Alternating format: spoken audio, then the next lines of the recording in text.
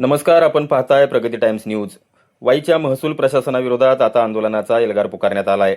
महसूल पाटबंधारे, गौण खनिज उत्खनन, दस्त नोंदणी आणि महसूल अभिलेखांशी संबंधित कथित गैरप्रकारांची चौकशी करण्याच्या मागणीसाठी भारतीय मराठा महासंघाचे जिल्हाध्यक्ष विक्रम वाघ आणि पीपल्स रिपब्लिकन पार्टीचे प्रणित मोरे यांनी वाई उपविभागीय अधिकारी कार्यालयासमोर बेमुदत उपोषण सुरू केलं असून त्याचा आज दुसरा दिवस आहे।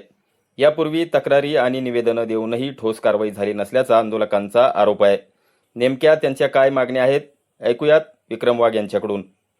तर मी विक्रम अंकुश वाघ, सातारा जिल्हाध्यक्ष मराठा महासंघ, सातारा राष्ट्रीय मराठा महासंघ। आज आम्ही उपोषणाचा पहिला दिवस आहे। उपोषण ह्याच्यासाठी करतोय की मस्तावलेले अधिकारी आणि भ्रष्ट अधिकारी, भ्रष्टाचार किती असावं तर प्रत्येक पानागणिक आणि प्रत्येक सहगणिक भ्रष्टाचार आहे, ह्याची पुरेपूर चौकशी झाली पाहिजे। यासाठी आम्ही आज उपोषणाला बसलेलो आहे। माननीय तहसीलदार या ज्या वाईच्या तहसीलदार आहेत त्यांनी केलेला भ्रष्टाचार, स्वतः घेतलेला भ्रष्टाचारी बंगला जो अनधिकृत बांधलेला आहे त्याची पुरेपूर चौकशी, वाई तालुक्यात झालेली उत्खनन आणि अनेक फेरफारमध्ये व अनेक केसेसमध्ये केलेली उलटापालट याची पुरेपूर चौकशी व्हावी व त्यांचं प्रथम निलंबन करावं। यासाठी आम्ही आज मराठा महासंघ आणि रिपब्लिकन सेना पार्टी हे आम्ही सर्वजण शिवशक्ती आणि भीमशक्ती एकत्र होऊन निलंबनाची मागणी करण्यासाठी उपोषण करत आहोत। सोनगिरवाडी येथील पाटबंधारे विभागाच्या जमिनीवरील कथित अतिक्रमण, वाई तालुक्यातील गौण खनिज उत्खनन, 2022 ते 2026 या काळातील तहसीलदारांचे आदेश आणि महसूल अभिलेखांतील नोंदी अशा विविध मुद्द्यांची स्वतंत्र आणि निष्पक्ष चौकशी करण्याची मागणी आंदोलकांनी केली आहे। तसेच महसूल कामकाजात नागरिकांची कथित पिळवणूक आणि अधिकारांचा गैरवापर होत असल्याच्या तक्रारींचीही चौकशी करण्याची मागणी करण्यात आली आहे। याबाबत प्रणित मोरे यांची भूमिका जाणून घेऊयात। सर्वांना क्रांतिकारी जय भीम, जय ज्योती, जय क्रांती। मी प्रणित मोरे, पीपल्स रिपब्लिकन पार्टीचा सातारा जिल्हा महासचिव।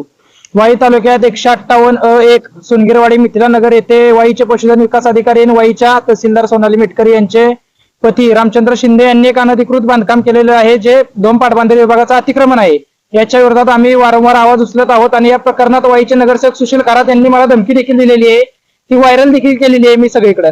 तरी आता या प्रकरणावर तात्काळ कारवाई करा, त्यांच्या निलंबनासाठी अहवाल कलेक्टर साहेबांना कळवा, तोपर्यंत आम्ही उपोषणावरून हटणार नाही या मागणीसाठी। आणि ते अतिक्रमण जर तुम्हाला आता काढायचं नसेल तर तुर्तास ते सील करा, या मागणीसाठी आम्ही उपोषणाला बसणार आहोत। जोपर्यंत न्याय मिळत नाही तोपर्यंत आम्ही उठणार नाही, एवढंच सांगतो। दरम्यान या प्रकरणी या आंदोलनातील आरोप तहसीलदार सोनाली मेटकरी यांनी फेटाळून लावलेत।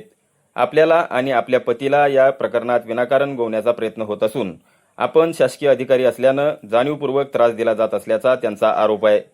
या प्रकरणातील तथ्य लवकरच समोर येईल आणि योग्य वेळी पत्रकार परिषद घेऊन माहिती देणार असल्याचं त्यांनी स्पष्ट केलंय। आता आंदोलकांच्या मागण्यांवर प्रशासन काय निर्णय घेतं आणि या आरोपांची चौकशी होते का, याकडे वाई तालुक्यासह जिल्ह्याचं लक्ष लागलंय। प्रगती टाइम्स न्यूजसाठी प्रवीण गाडे, वाई, सातारा।